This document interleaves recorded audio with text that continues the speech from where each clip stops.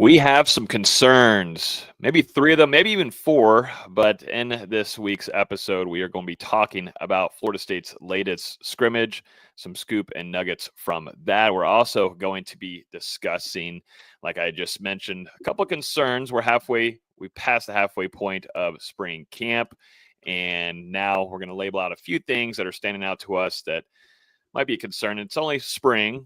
And yes, it is then, but now, wondering who is and who isn't showing out. Those are some things that we'll be discussing in this week's episode. We're also going to talk about Jameis Winston and Rashad Green being named into the 2025 Hall of Fame class. We also are going to talk about a recent commitment that literally just happened 5 minutes before we've gone live in this show. And then we'll finish off too with some basketball news, a big time player for Florida State entering the transfer portal there. We'll give some thoughts from Austin Veazey, our lead basketball writer.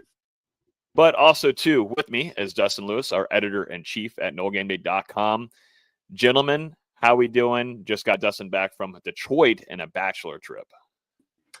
Yeah, I got the mic all the way over here, not prepared, obviously, but it's great to be back. It's great to be back from Detroit. It was a bad weekend to be a beer, but we are back in action. Unfortunately, obviously, FSU held its second scrimmage of the spring on Saturday, which was the only scrimmage that's going to be open to the media, and that was when I was up in the air to Detroit. So we had one of our writers, Tommy, and our intern, Robert, out there. And actually the media, it was in the IPF. They're doing reconstruction over there in Doak Campbell Stadium, obviously, and trying to get that ready for August 30th. So they're doing the scrimmages and stuff like that in the IPF instead of Doak.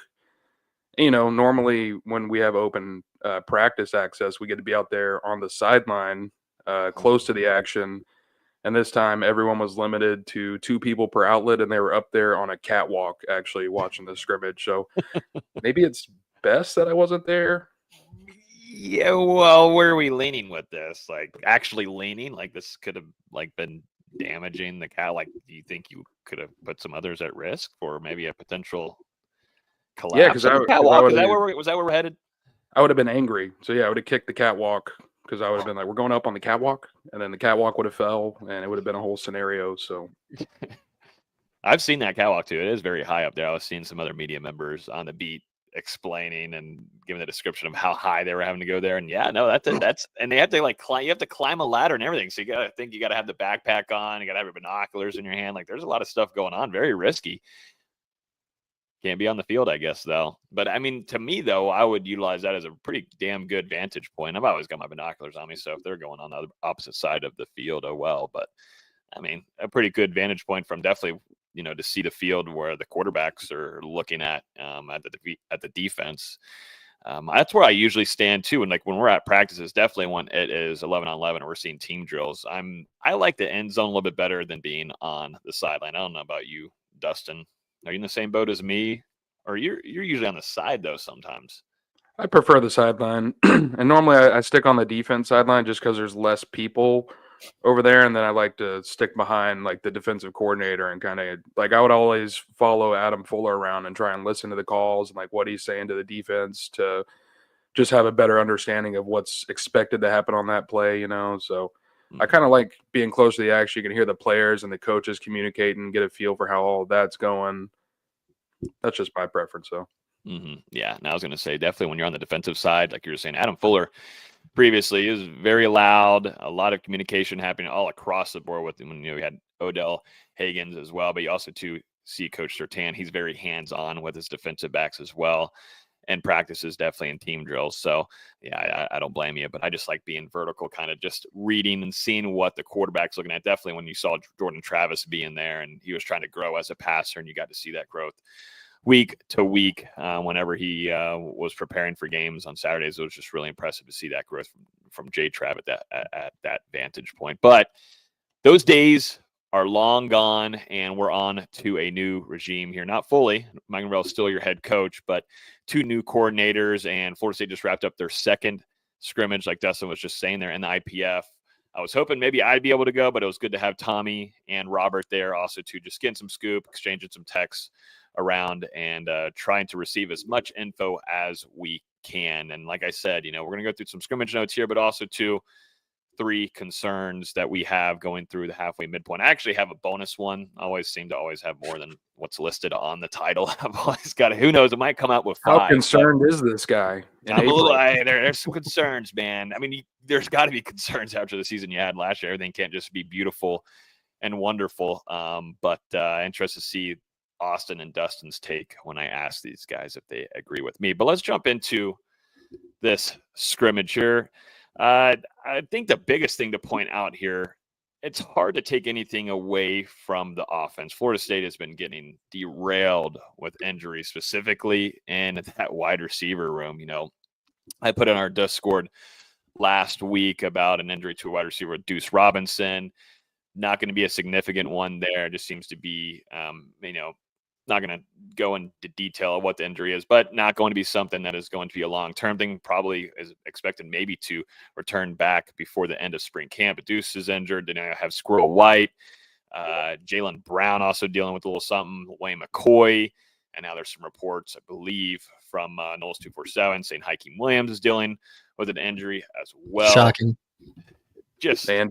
And true freshman Tayshawn Gelsey as well. Like, this wide receiver room just absolutely derailed. I don't know what the physicality caliber that we're at in these practices, and I don't know if Shaheem Brown or Little Jr., who's we've been hearing a lot of physicality coming from him, is just destroying this wide receiver room. But you didn't really have a lot of targets for Castellanos and the rest of the quarterback room to go to. Also, too, worth mentioning, the offensive line dinged up. You were without your 2 projected starting tackles, Micah Pettis and Gunnar Hansen. Your 2 big-time transfers there on the offensive line. But so it's kind of hard to take away anything from the offensive side. A lot of short passes, a lot of screen passes. Tony White was mentioning it, I think, getting a little competitive there against Gus Malzahn, saying that he didn't really find much success there because his DBs and his linebackers were getting over there to make those tackles. But, it just feels like it's hard to take stuff away. Definitely, too, whenever you're hearing some really good things from the defensive side of the ball and Tony White and this defense bringing a lot of energy. But we'll start off with the offense here. Dustin, I know you have some stuff as well you want to discuss, but I was going to mention, I think the big thing here is, the run game and trying to find the improvements there for Florida State after what we saw last year. Things have got to get better. And, from what we heard, some short runs, nothing explosive, no running back was exploding. And, I would say nothing really came out of it impressive from the running back room. And that might be, maybe one of my concerns, maybe my top one as we go into the rest of the show. But, there's just not a lot of excitement coming from that running back room. You were hoping to see better strides and bigger strides made so far in the spring from guys like a Cam Davis. But right now it's just really one, I would say, is, Jalen Lucas is a guy just because maybe his speed is showing out to you a little bit more, but there's just nothing there that's exciting you outside of just some 3 to 4 yard runs. And I just don't know. Like I just said, the offensive line is still injured, but still a lot of those runs are on the inside. It's just maybe a little worrisome for me at the moment. Yeah, it is a little worrisome, especially considering, how much the running game is going to be prioritized in this new offense that Gus Malzahn is instituting at Florida State. And like you said, I mean, we've heard good things about Jalen Lucas. We've heard good things about Samuel Singleton Jr. as well, and him making some strides ahead of his 3rd season. But outside of that, I mean, it feels like it's been a little bit hit or miss, based off what Mike Norvell and Gus Malzahn have said to the media. Roydell Williams has been a little limited this spring, and obviously, he's coming off an injury that hampered him for basically the entirety of that 2024 campaign. I did see that video, that highlight come out from Keziah Holmes on Saturday running over a couple of defenders. I mean, it seemed like they were able to produce at least one big physical run. But yeah, when you've got those younger guys in the room, like Cam Davis, you want to continue to see those strides and see what this running back unit can really be ahead of that 2025 season. And I just don't know that anyone has really established himself as a true threat in that backfield at this moment. Like, there's no one that's really taken a step over someone else. It just feels like it's all really equaled out, and you really want to see someone rise to the occasion. And, I will say, I mean, Florida State obviously is going to make a really big addition to its backfield this summer when Chroma arrives in Tallahassee. And with what we've seen so far, I mean, there's a chance that guy could come in, and we all know how talented he is and how much it took Florida State to flip him from Georgia during that early signing period. I mean, this is a dude who could be a pivotal piece as a true freshman, considering what Florida State has in that backfield right now. Mm-hmm. I was going to say, that let's just put that out there right now. I mean, that's one of my biggest concerns is, you were hoping to see the growth from a guy like Cam Davis. And yes, this is just still spring and such, but he's worked a ton on his body. But it's more of taking the strides of his play style, his vision, finding the right holes, and also too being a little bit more shiftier. And you would think too with the trimming, that's going to help him hopefully going into the fall. But that just isn't the case. And, like you were just saying there, Dustin, you spent a lot of NIL money on Ousmane Chroma, and I think it was for a reason, because maybe they don't feel too optimistic about that current running back room. And it's not just Mike Norvell anymore. It's not, Alex Atkins is not here. It's up to Gus Malzahn now and what he thinks fits best. And he's found a lot of success with a primary running back and his coaching career.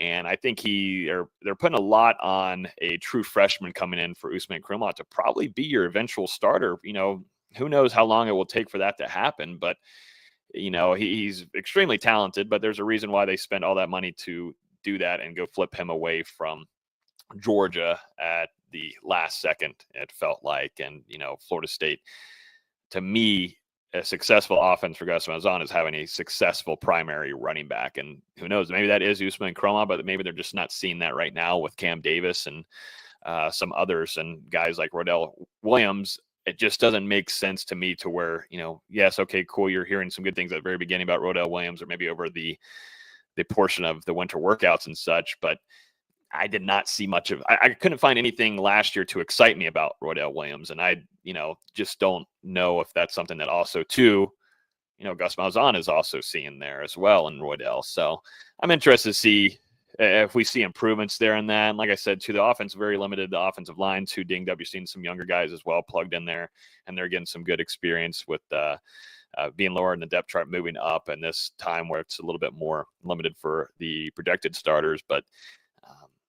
I don't know. They got nothing really excites me too much. Definitely when you can't talk about, your wide receivers that got injured and you can't really tell what your future QB1 with Thomas Castellanos is going to look like when a lot of these are some short intermediate passes. Yes, you take a long shot here, which I believe got picked off. Castellanos, I believe, was going deep.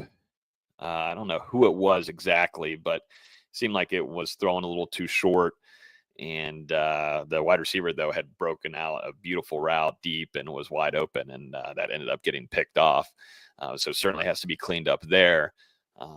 But you can't really take much out of the offense in the scrimmage outside of, maybe you would like to see some guys break through in that backfield. It's just not the case at the moment for FSU. And maybe Tony Weiss just got this defense on lock, man. Maybe he's got it locked up and checked. Maybe so, but either way, they need some of these guys to start making those plays. And I mean, there's still some potential of what that backfield could be. If Cam Davis can continue to improve, and obviously, mention we're hearing the good things about Samuel Singleton, which is a positive thing for Florida State. I would say for Cam Davis, like he's made those strides with his body, but it just seems like the transition to running back has been a little bit tough for him. This is a guy who was an athlete in high school and who was basically a quarter or a running back playing quarterback at the high school level. And now he's had to transition to that traditional running back position. And like we saw last year, it seemed like the vision for him was a little bit hit or miss. And that's the main thing that I think he needs to improve on in this offense ahead of the 2025 season. So, hopefully he's able to make some of those strides and realize that potential he has, because, I mean, when that dude gets downhill with that frame he has, he can run some dudes over. And it just takes that vision to get that extra burst and get outside and get it going. Mm-hmm.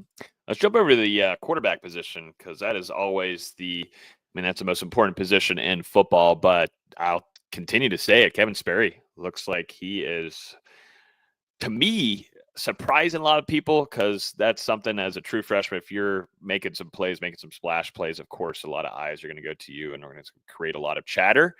And it's fun to do that. But to me, some certain things that are standing out. I don't think it really came out of this in the second scrimmage for the media to see, but his athleticism and his movement continue to just be something that is widening eyes out there at the practices and these scrimmages.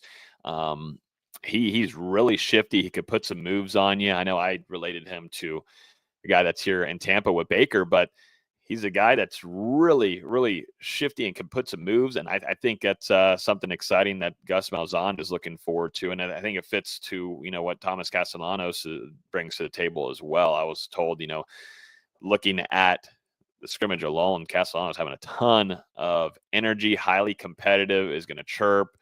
I believe there was a big run where he looked like he was going to take it 30, 40 yards or something. And Mike Norvell, as we've seen plenty of times before, cuts the play dead. Maybe just one DB might have had a hand on him, but he cuts it and says that's a tackle. And, Thomas Castellanos jumping up and down, irritated, not happy that Mike Norvell had shut down that play, because likely a guy like Thomas Castellanos, who was recruited in high school as a running back guy that has some really good running skills, good vision, shifty, something that excites, I think, FSU fans going into this next season, because that's kind of what you had with Jordan Travis. But, he's a competitive dude. That happened. And then still on that drive, he goes down and he scores on a 2-3 yard touchdown off to the side and outbeats a linebacker to find the end zone. And he's celebrating, let the defense know that, hey, you can try to shut down my drive, but I'm still going to go down there and score. So I think that's great. He also did throw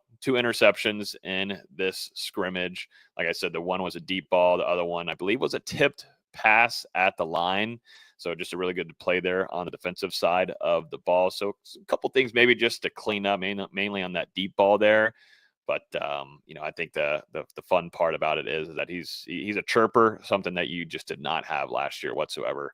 I think in the whole quarterback room itself, but what you had going into the season as your starter with DJU. Yeah, I think that second interception, if I'm correct, it came on that deflected pass. There's been a highlight video going around on FSU football, but you had Amari Williams coming off the edge, deflect the pass, and then the deflection was caught by defensive tackle KJ Sampson, and then he ran that thing back in for 6. I believe that was that play that you're talking about, Logan.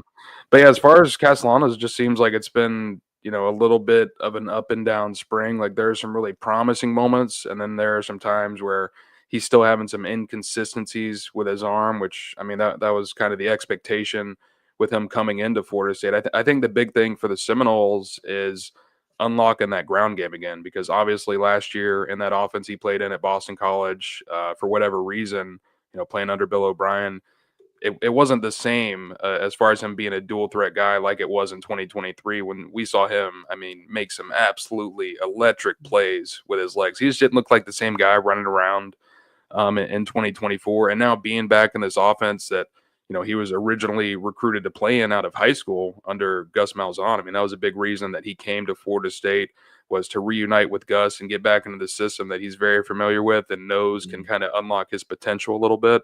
That's going to be what's big for Florida State. I think you're still going to have the inconsistencies with the arm. That's not going to fully go away.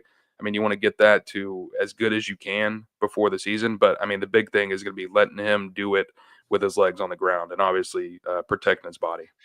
And this is, added to the concerns here. But to me, not having this chance to build chemistry with some of his top wide receivers. Deuce Robinson, Squirrel White, Jalen Brown, Wayne McCoy, Hakeem Williams is out.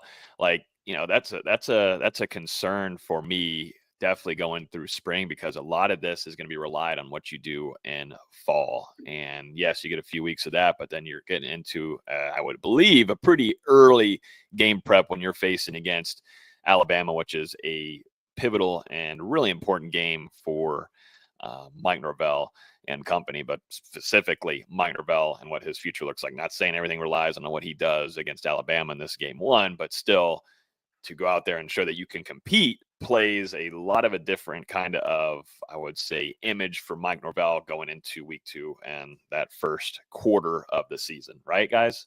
Yeah, and I mean, I just think it's a massive blow for Florida State's offense, like you said, not to be able to have those guys out there, not building that chemistry. Sounds like Squirrel White has been able to do some things in practice, but as far like when you get to the scrimmages, he hasn't taken any reps there yet. And then, I mean, you kind of named it off, Logan. I mean, 5 really of your top wide receivers are at the moment, and then also, Tayshawn Gelsey is dealing with something as well. Now, I do think, it gives a guy like Javon Boggs, who, I mean, that true freshman, he's come in, he's done some really good things this spring. He's a guy that Mike Norvell and Gus Malzahn have talked extremely highly of, and you've heard some of the other players speak about him as well, and that includes players on offense and some of the defenders that he's been going up against in practice. I think we all remember, Earl Little Jr., who's probably arguably been one of the most impressive players on Florida State's defense this spring. He singled out Boggs for what he's been doing in practice so far. So that says a lot. And, with that guy coming in and now having some increased reps due to these injuries, sounds like he's taking advantage of those opportunities. And like we've talked about, I think there's a chance that this guy plays early and often for Florida State in 2025. And right now he's setting himself up for just that. Mm-hmm.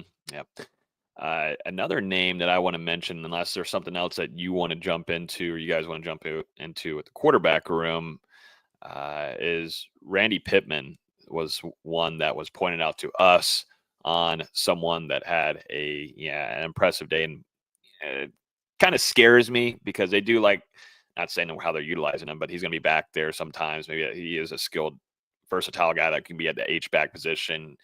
He's good with the ball in his hands, really physical, and that was someone that stood out to at least people that we had there almost more than the running back room did with the ball in his hands. And he just was able to find a lot of physicality, get yards after touch, like a lot of things that stood out of his play was the physicality and then just the burst that he had. And that's something that I put in the notes here. Scares me. It's a little scary, a little bit, but it also too should maybe, get the good side of it. It excites you, I guess, about the tight end room a little bit, because I do think and what Gus Malzahn is going to realize, and it just depends on how well Thomas Castellanos can stretch the field downfield with some of these speedy guys like Squirrel White, Jalen Brown, and of course Deuce Robinson over the top if you can get some guys off and those fade routes. But down the sideline, it's just, Randy Pittman is going to be a really good, useful tool in this offense for his versatility. And I think Biscuit, too, I was told, he's shown up in really, really good shape. And he's continued to work on his body since he arrived in Tallahassee. He had a little bit of time over there at Arizona State, but back home now in the A50. Like this tight end room, there's a lot to like. And I think it's going to be very important. It's going to be a pivotal position group to FSU, if I were to say right now, more than the wide receiver room, just because we haven't been able to see the wide receiver room do much. And Castellanos, to me, for a comfort setting, going to the tight end is a little bit more useful in the way that he plays talent-wise. I feel the opposite of you, Logan, because I would be worried if we're not hearing about a guy like Randy Pittman, just because he's already got 2 years of experience playing under Gus Malzahn and in this offensive system. So, whenever the spring began, that was a guy in my mind who I'm thinking, he's already got that experience. He knows what to expect out there on the field. He should probably hit the ground running. So to me, it's a positive that he's probably one of the standouts now after the first 2 scrimmages. And then, I mean, we heard really good things about Marquise and Douglas, not only about the shape that he's in, but also how he performed in that first scrimmage. I mean, you're bringing in those 2 experienced tight ends out of the transfer portal, and sounds like they've acclimated exactly how the Seminoles wanted them to. And, a guy that I do want to hear more about, though, is Landon Thomas. I will say that. You want to see him make some strides in this spring. I think the big thing right now in my mind for him is just continuing to improve as a blocker. And I mean, that's important for any young tight end. He's a pretty adept wide receiver, able to get out there and create some vertical routes and get out there in space and make plays. But what's he going to be able to do as a blocker? And, I want to hear some more about that from the coaches before spring's over. Mm-hmm. Anything else from the offense that you would like to note on here? Didn't hear a whole ton from Brockland. Heard he had a really good throw, though, on a deep out route. I think it was 25-something yards there, which is he likes seeing that. Those kind of throws being made, but nothing really significant out of explosive plays. And we'll see. You know, we'll have scrimmage 3, and I think we'll have maybe a few more of these wide receivers get back and be able to perform. I know Squirrel White just recently talked with the media, saying that he's getting closer to that 100%, hoping that he can compete in this next scrimmage, which is on Saturday. D-Lou, if that's correct, this upcoming Saturday? No, sir, that's not correct. It's next Saturday. Oh, so they're going to have a week off away from scrimmaging. We got practice Thursday, Friday, today, tomorrow, and then they're off Saturday. Then next week they come back. They do Tuesday, Thursday, and then finish it out for the spring on that Saturday, the 19th. Okay, gotcha. So that gives a lot of cushion time there for Squirrel White and other guys. Like I think Deuce Robinson will hopefully be available there for that. So a lot of things can change, and we'll maybe hear more of some explosiveness from the offense. So that's why I'm not trying to press too much on it. But for things of the run game, yeah, I can have my concerns, and I think that's validated there of what we heard from that scrimmage where, yes, I know you're without your transfer guys coming in, and a few of them, like Luke Pettibon was still in there, heard some good things there from him. I mean, he's had a great spring, and Gus Malzahn has been very happy about him, you know, labeling him, you know, pointing him out. That's not usually what Gus likes to do, but when he names a player out of his, you know, own, out of his own way, just to say, hey, you know, Luke Pettibon, that's something you got to take into note. But you know, I'm just keeping an eye on this run game. I want to see, you know, I just don't.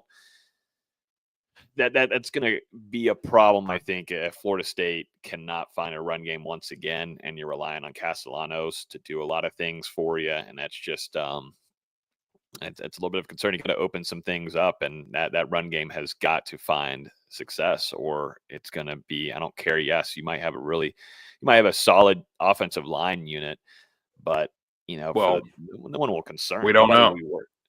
Yeah, I know we don't know that yet either, but it can't be any worse, right? It can't be any worse than what you had. I don't know, man, because you're losing some really valuable opportunities to build early chemistry at the moment with the amount of guys out of the lineup. You know, you mentioned both the projected starting tackles are out. Jacob Rizzi, Jalen earlier are out. I think Mike Norvell said yesterday that TJ Ferguson had been dealing with an injury that dated back to the 2024 season. He's finally just able to start getting a little bit of work in. And then I believe that Richie Leonard has also missed some time this spring. And that was a guy who we all know was ruled out for the rest of the season very early on in 2024 and decided to return to Florida State for another year. So, yeah, I mean, you do have a lot of veteran pieces, some decent talent in there, but you're missing critical reps at the moment when you're talking about replacing basically an entire starting 5 up front from last season. And you know, these guys, they need those reps to be able to mesh with one another and understand how to play off one another. So, I mean, man, you're really hoping these guys are healthy this summer and you can hit the ground running in fall camp, because you need that time to really build up that cohesion. I feel like I'm on like my 5th or 6th already on concerns. So I don't know where we're at. Yeah, I think I've completely already blasted through my top 3 concerns. Eventually, we're going to get VZ's. VZ's got a ton of concerns, so just wait for those, everybody. Make sure you hit that like button so then it will unlock VZ. We promise for our audio listeners, he's still here. He's still with us. We've got 20 likes and VZ will talk. Yeah. I feel like that's underselling my value. Only 20? Well, we don't get many likes on this show, buddy. Yeah. VZ's in a very still emotional state. Luka just came back to the Dallas game. It's been emotional. He's still handling it. Give him 24 hours. So I'll need more than that. Yeah. But anyways, going into the rest of the scrimmage, let's jump over to the defensive side of the ball, because that's continued. We're hearing such good things coming from that end from Tony White. Oh, let's start off with just effort. We're getting some scoop there. Just the energy, guys flying to the ball. Some guys that are on the other side, opposite side of the field, getting to the ball. That's what we want to see. That is exactly what we missed last year from Florida State's defense. It was a lack of effort, a lack of energy, and number one, a lack of communication / accountability. And Florida State, as we've seen in defenses, if you lose accountability on the defensive side of the ball, definitely during that Willie Taggart era, I'm not going to point out some players, but some that would cause penalties on a week-to-week basis, not get called out for it, and other players hold them accountable. that's something that we saw a little bit of last year, which was kind of scary. And now with Tony White coming in, I think was a needed change from, I'm not saying Adam Fuller, wasn't a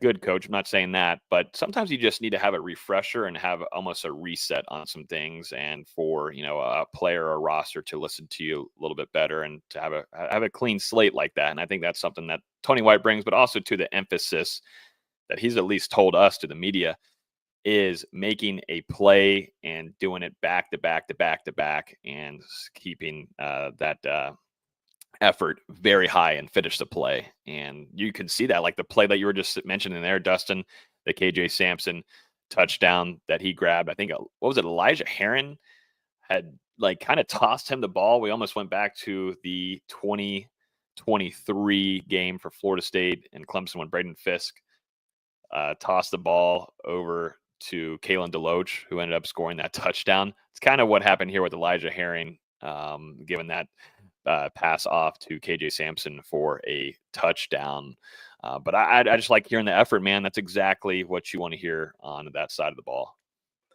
I don't know. I'm watching this again. I think KJ Sampson, he just ripped that thing away. He's like, no, I'm getting the touchdown this time.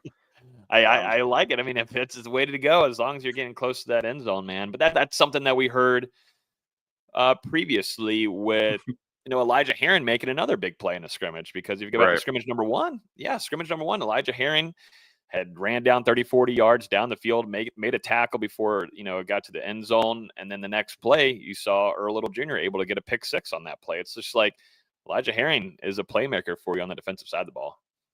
Yeah, and I think, on defense, like, it's your job to set the tone of the game. And there were too many times in 2024 where Florida State's defense allowed the offense to kind of set the tone and the rhythm and how things were going to go. And Tony White has kind of flipped that around, where he's having the Seminoles. I mean, they're coming out and attacking these offenses in multiple ways. Obviously, I want to get my eyes on it and see more about it. But man, they've really been able to disrupt and cause some chaos within that offense so far. And maybe some of that goes back to, you don't have your entire offensive line. You're missing some skill players at the moment. But I mean, regardless, the defense is getting after it. It sounds like they've really challenged the offense physically. And, that's something Gus Malzahn is trying to get his unit to respond to now here moving forward into these final 5 spring practices. But, it was something that we talked about last week as well. It feels like the Florida State defenders, they're starting to click more with this defensive scheme. They're starting to understand it, where you're not going out there and thinking about it as much. You can just go out there and play fast, play physical, and go make a play. And right now, yeah, Tony White, I mean, he's got these guys doing some things. So, man, I'm really interested to see if we can get out there in fall camp and get a look at it, because this defense, with the way that it's going to look pre-snap and, first down, it can look like this. Second down, it can be like this. It's not going to be, like Adam Fuller, where you basically have the same base defense on, no matter what type of situation it was out there. There's going to be so many different things that Tony White does, and I think that's going to be exciting for Florida State fans. Well, I want to find some guys that can blitz the quarterback and actually get a tackle and not whiff. That's what I'm looking for in this defense. And I think the linebacker room excites me. I have this noted here. Omar Graham Jr. supposedly looked really nice in the scrimmage. Elijah Herring, like we were just talking about, the Memphis linebacker transfer. Juice Cryer looks 100%. I believe he ran through a running back to get to the backfield, to get to a quarterback. That's what I want to hear, because that's something that all of us on here, we like Juice Cryer. We think that he brings great communication, energy, flies to the ball, and I think Tony White loves that, obviously. And Juice was coming back from that injury, but to see him show that physicality, it seems like he's close to 100%, if not already 100%, which is awesome for Florida State's defense moving forward, because this linebacker room has a lot of talent. Interested to see Blake Nicholson. Haven't heard a ton from Blake Nicholson, but it seemed like it's kind of been a slower start for him. But now things are starting to click here, understanding the scheme of the defense that Tony White's trying to put together here. Seems like more of these veteran guys are getting it, but like, Omar Graham Jr., we've just always have heard good things about him and his smarts and understanding maybe the scheme part of things pretty early on in his career. It's just, just putting it all together. But I think you have a solid unit here and that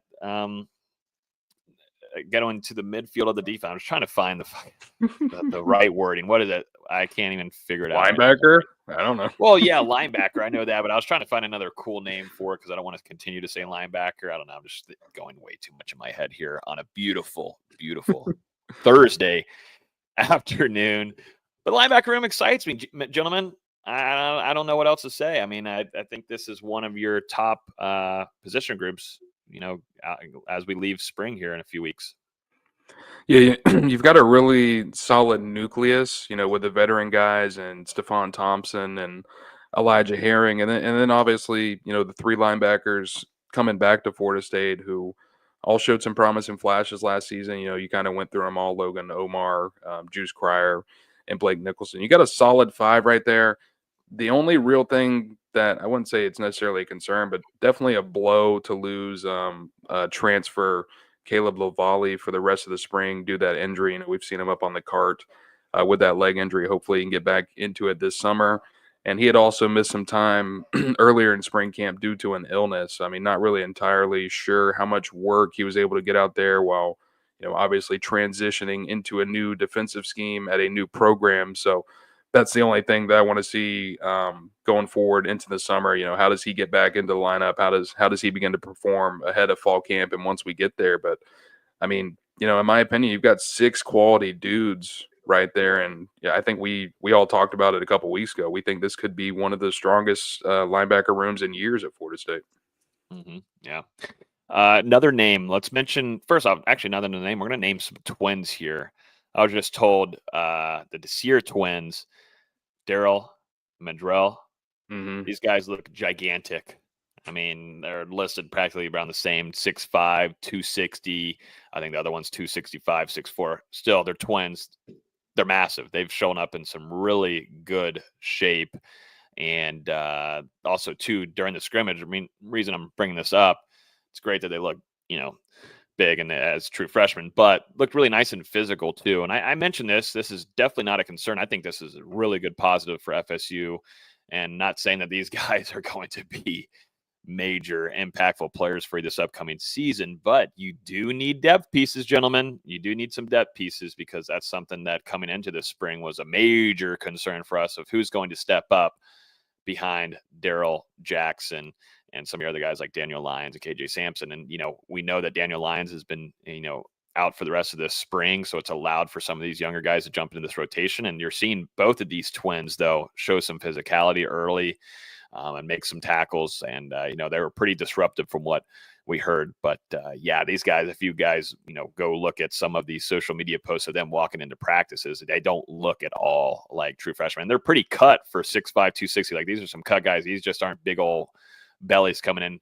Shout out to my guy Jacoby McDaniel. Love some Jacoby McDaniel, but these aren't no Jacoby McDaniels with those big boys up at the nose tackle. What, Dustin?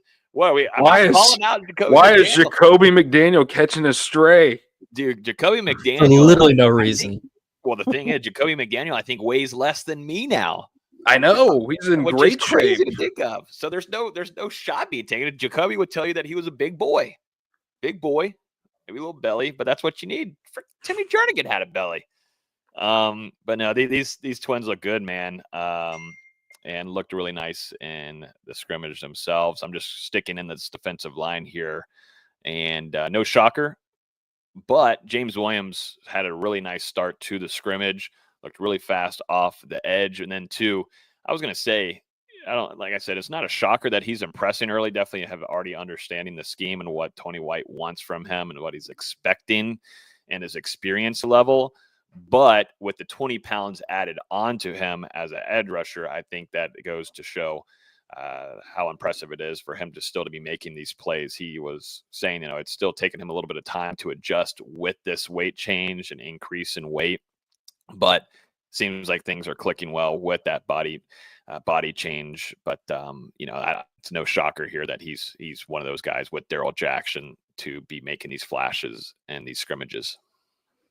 Yeah, I think it's a really positive development that the Desir twins have already come in and making it seem like they could potentially play a role on this defense in 2025. Because I think, when you look back at it, these guys committed to Florida State the day after the loss to Notre Dame. I mean, they hopped on board at a time where you didn't exactly know what was going to happen with your coordinators, with your position coach, and obviously things have changed a lot since then with Tony White coming in and Terrence Knighton taking over the defensive line. And these guys also, let me put it out there, they were also committed to UCF when Gus Malzahn was the head coach. So kind of cool that they get to reunite with him, even though he's going to be coaching the offensive side at Florida State.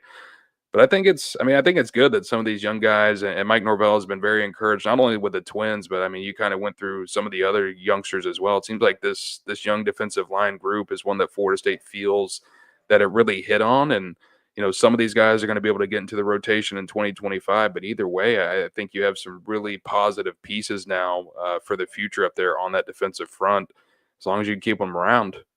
I know. Saw it last year with the way the defensive tackle room got decimated through the transfer portal.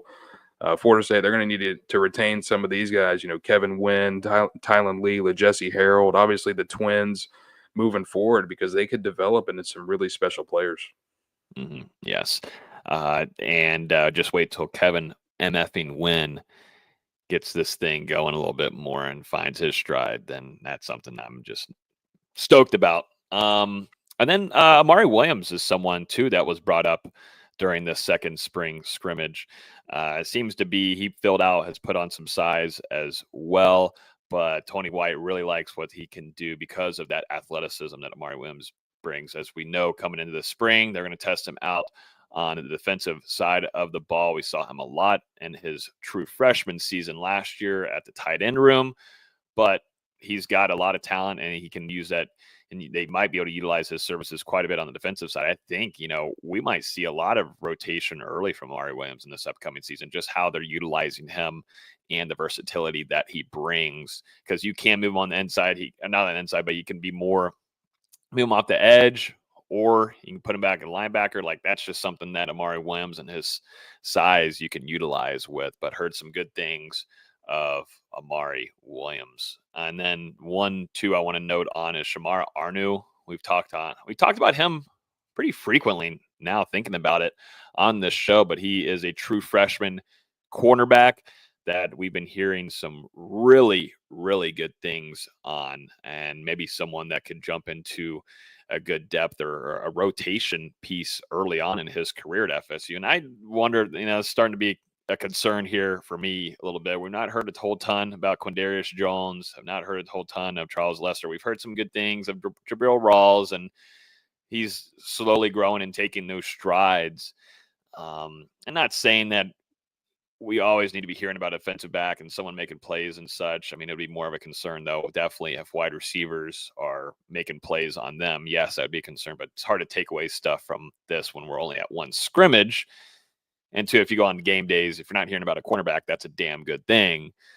But, there's not just a lot of chatter coming from these guys like Hugh Jones and Charles Lester. And I look at this as being a very important position group, and that's something that we look at in the transfer portal too, potentially after we wrap up spring if Florida State wants to make some additions here.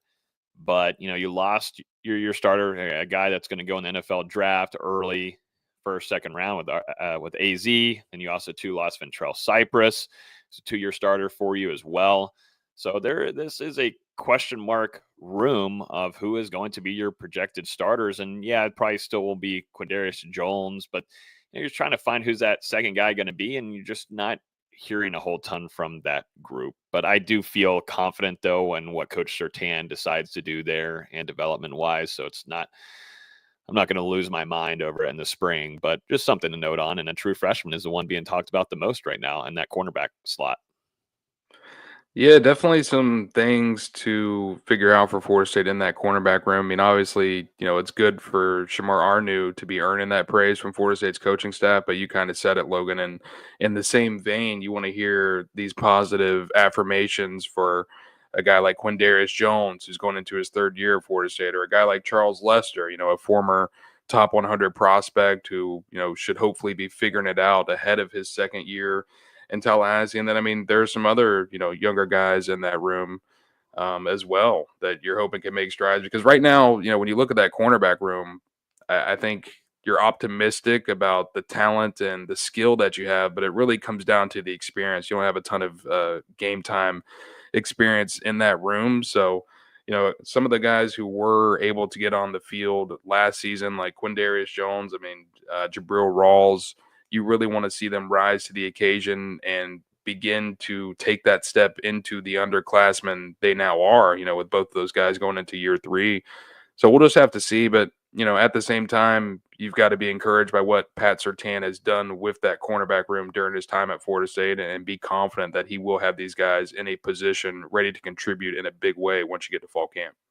I want more iron sharpens iron, and having those wide receivers not healthy stinks. And I think that would be such a big help for these guys that are going to be projected first-year starters for you whenever Florida State kicks off the season against Alabama. Anything else from this scrimmage, gentlemen? I think we're going to get VZ's number one concern that everybody's been waiting for. We're still waiting to get 20 likes on the YouTube video. But what's your biggest concern, VZ, right now? This is what we've been waiting for.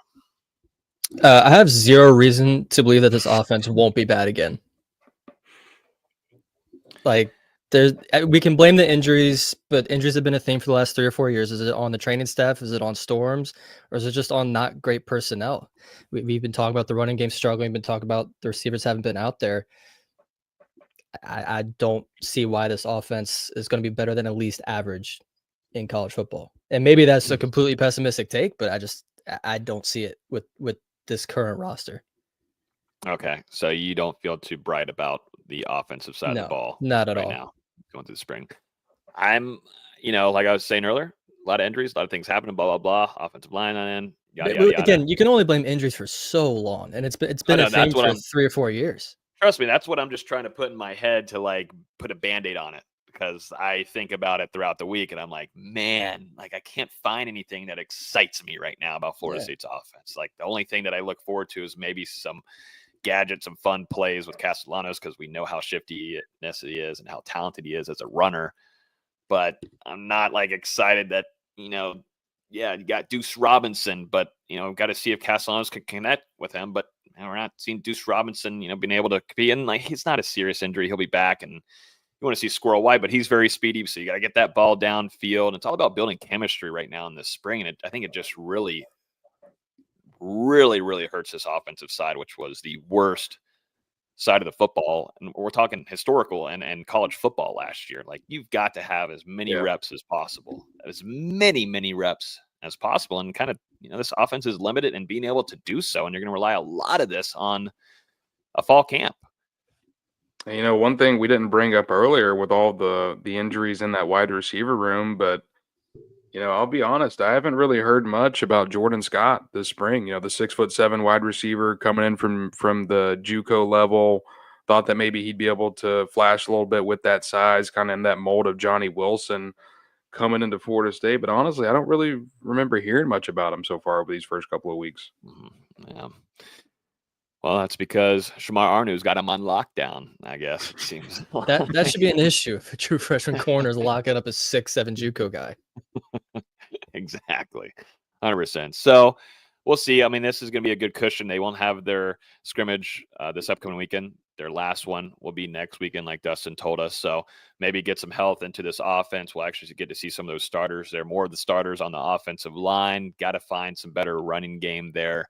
And then some connections and some explosive plays being made with those wide receivers, and maybe get some word on some Landon Thomas too as well. And that passing attack also to see him on the line and some blocking as he's added some size too. So we'll see. But, this episode I think was good to cover some things that, we're halfway through the midpoint. We can always talk about the positives, and that's something that we've done the last few years. And, to be honest with you, it's been a nice little change here for us not to have the access that we had previously, where we're at the practices and we have to talk positively for about 90% of those reports, or we will get things taken down. It's good to give our own opinion on things and what we're hearing. And, everything can't be positive. There's got to be negatives talked about and some criticize some things that are happening. And that's just the way it is right now and moving forward. And I don't mind it too much. It allows us to actually give us our true honest takes and things. And if you like it, hit the like button. But if you don't like it, then trust me, there are plenty of other FSU shows. It is highly saturated space out there. Let's talk about some positive stuff. That like some good stuff here. I mean, we did take away positives from the scrimmage as well. So I'm not just saying this is a whole negative show, but here we go.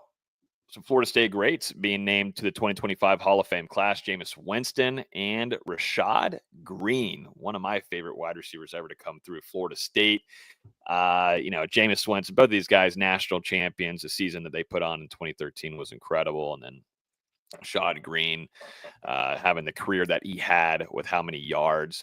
He had 4,444 all-purpose yards, which is the sixth best in school history. He was a two-time first-team All-ACC selection and a second-team All-American. He scored 29 touchdowns over his 4-year career, which ranks as the second most at FSU. Gained over 1,000 yards receiving in both his junior and senior seasons, and finished with 15 games with over 100 yards receiving, including 203 against Oklahoma State in 2014. I was there for that one in Dallas. Awesome game. He also returned 38 punts for 468 yards and 2 touchdowns. Absolute beast of a wide receiver. Congratulations to Rashad Green. And you somehow didn't list all the accomplishments. He holds the FSU record for most catches in a career, most catches in a single season, most receiving yards in a career, second in a single season behind Ron Sellers. I mean, he's arguably the most accomplished receiver in Florida State history. Obviously, Peter Warrick's probably the best receiver, but Rashad Green has almost every single record for receiving wise at Florida State. Yeah, it's awesome. And, we're going to see a bunch of players from those 2013, 2014 teams be getting this honor in the upcoming years. So cool to see Jameis and Rashad get this started. Yeah, and jumping over to, I just love Rashad Green, so I could talk about him for forever. Just talk about reliability. That's someone that did and also made some big time plays for you as well. But Jameis Winston was Jameis Winston. He came in and was a locker room changer. He still is the same exact person in 2025 and being the same way, which he is going to be for the Giants this upcoming season. He just can kind of just change a locker room, but also too change the vibe of an entire city. And that's something that, Cleveland fans actually looked forward to watching games on Sundays for how awful that franchise is. Jameis actually, allowed for me to be like, oh, this is fun actually watching a Browns game. Oh, did you watch the Cleveland-Pittsburgh game? Yeah, we don't talk awesome about that game. one. Trust me, I think about that once a week of that snow game, and like I'll never forget it. Don't want to talk about it. I'm just glad that it was Jameis that did that to us. But new year, Dustin, just like 2024 for FSU. Just got to move on from it. But 2013 national champion as a redshirt freshman, led Florida State to the college football playoffs in 2014. As listed here in the FSU statement, which was pretty funny, won every award available. Heisman Trophy, Walter Camp Award, Davey O'Brien Award, the Sporting News Player of the Year, Manning Award, AP Player of the Year, ACC Male Athlete of the Year, NCAA Consensus All-American, ACC Player of the Year. I guess really it was every damn thing. It's insane. And then broke the the freshman record for touchdown passes, which was 40, and broke the national freshman record for passing yards, 4,057, while leading the nation and setting the ACC record for pass efficiency rating, 184.8. Over his 2-year career at Florida State, Winston passed for 7,964 yards, third in FSU history, and 65 touchdowns, which is second in Florida State history. In a 2-year career, I'm mentioning right here, while compiling a 26-1 record. What is y'all's favorite Jameis memory? Doesn't have to be in a game. It can be off the field, PG. Favorite. Well, I'll start off. One of my favorite ones, though, is whatever he was doing, like at a media day. It was like an FSU. I was thinking about that one. I think we're thinking about the same one, with the one where he's on the field with the microphone and he's just running around like a loose chicken. And then he's running like an ostrich. I don't know what he was doing. Yeah, but like that was just fooling around. That was hilarious. I'll have to bring that up somewhere. It's got to be the Clemson pregame speech. Either that or after he had finished at FSU and he came back for that 2016 Ole Miss game at Campbell World Stadium. Oh, yeah. We some dogs. We ain't no puppies. Yeah. Yep. And it worked. Did it not work? That second half? It did. Hello. No, it definitely worked. Just get Jameis Winston as your hype man. I think the other one too was in 2013 in Gainesville, locker room speech, I believe, before the game, saying he wanted that ring. He wanted that ring, and he put his hand up. He said, "I know my finger's a little crooked, but I want that ring. I want that ring." And it was a hilarious moment there. I think when I think of Jameis, the first play I think of is against Maryland, where he ducks under the sack, scrambles out to his right, and just throws was it to Nick O'Leary, just this crazy high point pass. End zone. It was truly one of the most absurd plays I've ever seen, and it was like his 4th career game or something like that. And going into that game, everyone's like, "That's a top 25 matchup. Maryland might catch him off guard." And Florida State just kills them 63-0 or whatever it was. That's like when I think of Jameis, that's the first thing I think of is that game. I think that was the game where I realized, like, hey, this Florida State team, they're actually about to kill some people. Yeah, this might be it. Like they dismantled people, and that was led by Jameis Winston, who now is one of the most exciting, kind of guys entertainment wise. And still end games might have, you might have a roller coaster of a ride, whoever fan you are. And now he's going to be up there with the Giants, but still just the excitement that he brings to you on either what he did previously on Saturdays or Sundays, man. It's too, shout out to him on the baseball diamond as well. That man had a cannon. I remember one of his throws, it was to deep right, catches it and throws it all the way down to third base and gets the out, and just showed how good his arm is. And then also as a pitcher as well, having some closing games there for Florida State and Mike Martin. So just overall phenomenal athlete there. But shout out to those two guys. Well deserved, 100%. And I'm so happy for Rashad Green. I feel like that could be like a player that we kind of just forget about. Like you were just saying there, big name like Peter Warrick. But like Rashad Green always needs to be engraved in people's heads, because that man was a playmaker, like I said, reliable, and just a good guy as well. Easy to root for too. So hope he's doing well. Don't see much of him, but hopefully he's doing well right now too. Real quick though, before we go to basketball to finish us off, 2-minute quick hitter here. Florida State did land a commitment just about an hour ago before we went live. D-Lou, if you want to give us the latest there on this defensive back picked up by Coach Sertan. Thank you for that introduction. Yeah, about an hour ago, Florida State landed 3-star cornerback Sean Johnson.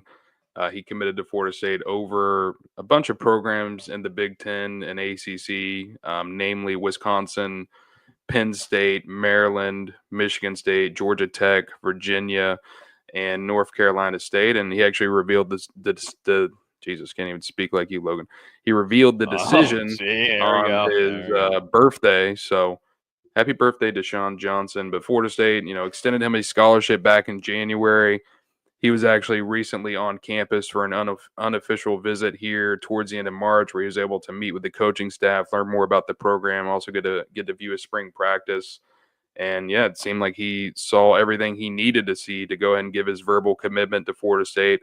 I think the most interesting thing is he going to still continue to take visits to some of those other suitors I mentioned? He did have official visits set up to Wisconsin, Penn State, Georgia Tech. I think he had one to Maryland as well. So we'll see if he continues to take those. He will be in Tallahassee this summer for his official visit, though. Seems like a pretty good fit in Florida State's defensive scheme. Has a lot of talent, a lot of athleticism. I think one thing that really stood out to me on film is this guy has really quick hips that he's able, to flip across that field. That was something that you see on his huddle, and also plays with a ton of energy and effort, which I think earlier in the show we mentioned. That's a necessity in Tony White's defense, and played on an Archbishop Spalding High School team that won its 3rd consecutive state championship last fall. So a winner at the high school level. Sean Johnson ranked as the number 513 overall prospect, the number 44 cornerback, and the number 9 recruit in Maryland in the 2026 class, according to 247 Sports. And now with his addition, Florida State has 9 verbal commitments in Tribe 26 and up to number 16 in the country here as we start to get towards the middle of April. And Sean Johnson, now the 3rd defensive back for Florida State in this 2026 class, and he joins Darrell Bell and Tadarius Hughes, who are both 4-star safeties. So good pickup for Florida State, and obviously need to continue doing it here ahead of a critical summer where you're going to have a ton of official visits taking place in Tallahassee from the beginning to end of June. Mm-hmm. Yep. There's a question I put in here. Can we get the show to 50 likes? And Jose said, no, we can't. What is there to like about this? Our running backs, wide receivers, and offensive line suck in practice. What is there to like about this video? Whoa, I agree. Whoa. Don't like this video. Yeah. Don't do that. Don't do that. Don't do that. Don't do that. Don't do that. No, it's not about don't dislike it because of what's happening at the practice. Just know that we're trying to be entertaining for you here on the show and smack that like button. But it seems like Jose might be a Canes fan or a Gator fan too. So. Maybe you'll like the basketball part. It's coming up, Jose. Stick around. Ooh, here we go, baby. Let's jump into some basketball to finish off the show here. VZ, Jameer Watkins entered the transfer portal. Should FSU fans freak out? I mean, he did the exact. He did this exact same thing last year because he also entered the NBA draft. So you're leading us into potential good news then. This is what happened before. He's going to come back. Not necessarily. He's entering the transfer portal with a do not contact tag while also entering the NBA draft. He did the exact same thing last year. It took him a little longer last year. I think he waited until the last possible second. Last year, I think I remember writing that article at like 11:59 at night on the night before the portal closed. He did the same thing last year. He's going to go through the NBA draft process, and if he likes what he hears, he'll stay in the draft. If he doesn't like what he hears, he'll come back and test his options in the transfer portal. Last year, there was some smoke with Michigan and St. John's before he ended up coming back to Florida State. I think I'd be kind of surprised if that happens. I'm expecting him to go pro, but just like last year, he's keeping all of his options open, and you never really know. I mean, he led Florida State in scoring this year. The three-point shot never really developed like he hoped. But a lot of that was due to many people don't know this. He had a shoulder issue at the start of the season, cost him some valuable practice time at the very least. And you could tell with his free throws that was looking a little flat. A lot of people were wondering, man, why is he shooting 5 of 10 from the free throw line in some of these games? Well, he had a shoulder issue. Couldn't really get the ball up above his shoulder, and that's kind of an issue. But we'll see what happens. Some people are even surprised he has eligibility still, but he still has his COVID year from playing in the 2020-21 season. So we'll see what happens, but I'm fully expecting him to go pro at this point. It's just going to matter what the scouts are telling him. Mm-hmm. He could have started doing the granny shot if he was really having those shoulder problems. He could have. That would have been entertaining. It would have been more entertaining than a lot of things we saw this year. The old Jackie Moon. But yeah, personally, I hope he decides to head to the NBA because he's got a pretty solid chance to be selected somewhere in there, and at least Florida State would be able to claim another draft pick. True. Yeah, get one last in Coach Hamilton's resume. That'd be nice. Mm-hmm. But Florida State has been busy the last. Yeah. How long has it been since we podcast? It was the last Wednesday. They've been busy. Chauncey Wiggins committed on that day, and since then they've gotten Robert McRae V from Jacksonville, a guy connected with Florida State. Pretty much as soon as the Michael Fly announcement happened, Michael Fly came over from JU. McRae was there at the same time. 2-time All-ASUN selection, averaged 17 points per game. Over the last 2 seasons, started his career at Wake Forest, so there's at least some experience of being in the ACC already, and it gives Florida State some valuable guard play. They got Alex Steen over the last few days from Florida Southern, a guy that played high school in Panama City Beach. Familiar with the area, 2-time Defensive Player of the Year there at Florida Southern. It's a D2 school, so there will be some question marks about his ability to translate. Just going from D2 to D1 level as a 6'9" big, but his numbers are pretty outstanding. I believe it's 18 points per game, 12 rebounds per game, over 2.5 blocks. I mean, the guy was productive at that level, and he had schools like Alabama, Tennessee, Louisville, I believe Virginia Tech. He had 80 or 90 schools reach out to him trying to bring him in. He decides to stay close to home and go to Florida State. That was a big win for the team. They got their first high school commit in Thomas Basson from Overtime Elite, a guy I'm a huge fan of. I don't know why he's unranked, but I was watching his tape. I'm like, this guy reminds me of OG Anunoby when he was coming out of Indiana. Very similar kind of skill sets, very similar type of bodies. Basson is 6'8" with like a 7'3" wingspan. It's a little absurd. Great defender. 3-point shot looks good. It's falling at about 35% rate right now. At the very least, he gives Lauk someone to build around for the future, which is something they need when basically everybody departed the program. You're getting AJ Swinton back. You're getting Alir Maluk back, which was announced over the last few days, but you needed some more guys to build around.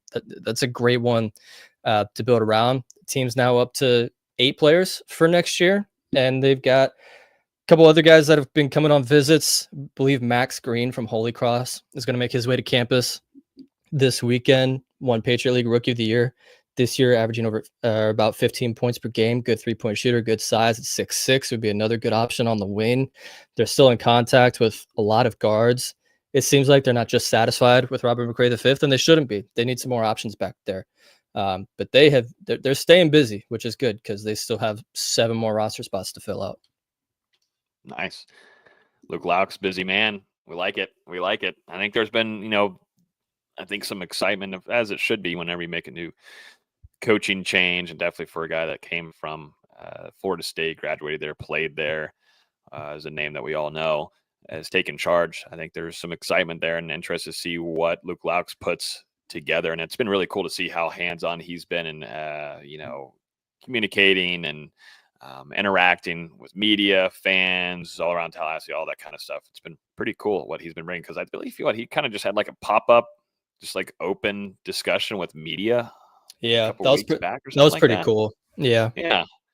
Just kind of giving the game plan of what he's working on. I think too, it gives a good outlook too for now in this day and age of like transfer portal and NIL, like being transparent on some things sometimes can help you. It just depends. Some coaches don't like doing that, like locking things down, but he's being very transparent since arriving. And speaking of staff, Terrence Mann, welcome back to Florida State as the assistant general manager. That was so awesome to see.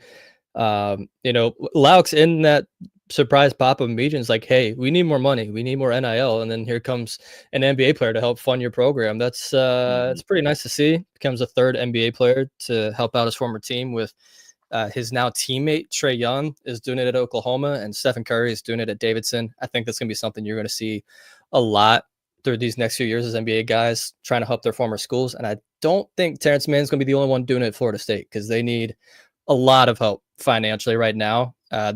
They've been doing pretty well in the portal so far, but if you get a guy like Devin Vassell on board, or Scotty Barnes, or one of these other guys that are making some decent contracts, it'll go a long way to help this program. Mm-hmm. I'll rescind my Scotty Barnes criticism if he gives $1 million to the Florida State basketball program.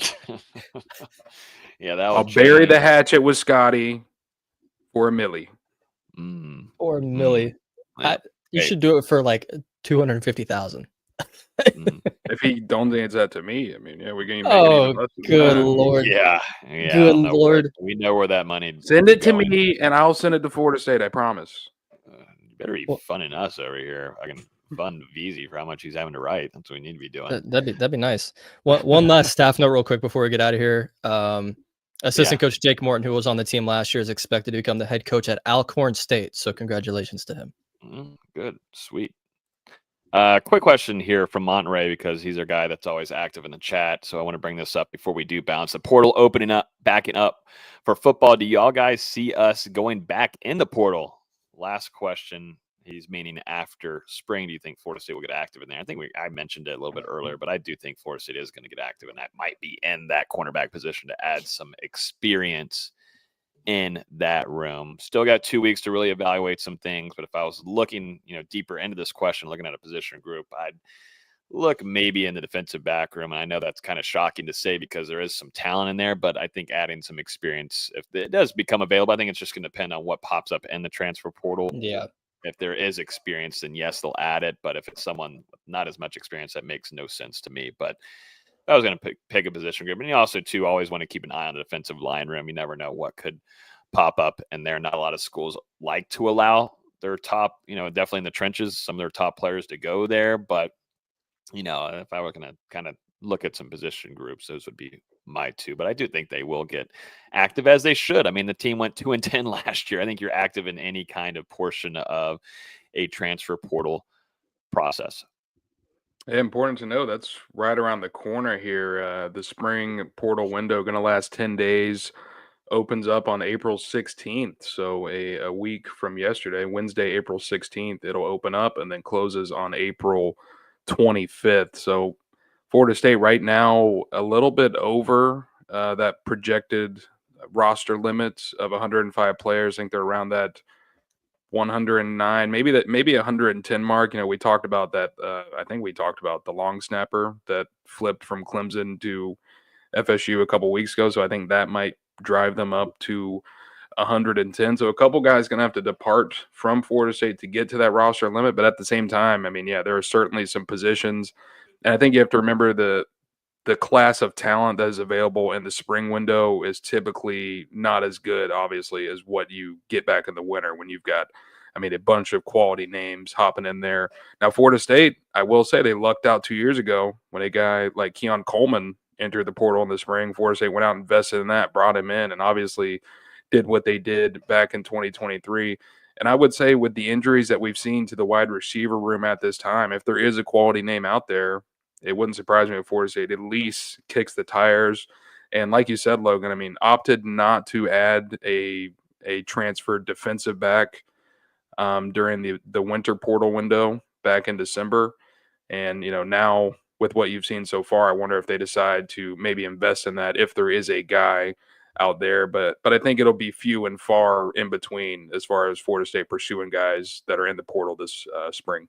Mm-hmm. Definitely a lot more limited there in the spring window. That's going to do it for this week's episode. Beautiful Thursday afternoon here in Florida. Hope everybody has a great rest of y'all's weekend. First off, real quick though, winner of the Masters. This is like the #1 show in the world. Tiger Woods. Exactly. That should not be given any kind of predictions for the Masters. Do you know of any golfer, Dustin, that's competing this weekend? What's that guy's name? Spieth? Jordan Spieth? There we go. There you go. That's a good one. What about you, VZ? McIlroy? I mean, it's hard to go against Scotty Scheffler. I would love to see. Okay. I would love to see Brooks Koepka, the Florida State guy, get in there. Yep. But it's hard to go against Scotty with how well he's been playing the last 2 years. Mm-hmm. For all of our Masters watchers, Scotty put it down in the chat or comment. I know a lot of y'all stay on here for the VOD to watch afterwards, but put down in the comments who your winner of the Masters is. And if you predict correctly, I'll send something to you. I'll send you a NoleGameday care package. How about that? We got still some merch and stuff. So, but if you guess the winner correctly, got to put it down in the comments below. So once this goes to the VOD, put it down. We'll send some stuff to you. Whoever wins is going to get more NoleGameday gear than I've got. I know, exactly. I give stuff to Dustin, but he doesn't even wear it. So all the stuff that I would give to Dustin, I'll give to you. So put it down in the comments. But enjoy the rest of y'all's weekend. We'll talk to you guys next week. We will not have a scrimmage to talk about, but we'll have some practice notes and some things there and some scoop for you guys as well. But we'll see you next week on Hear the Spear. Peace.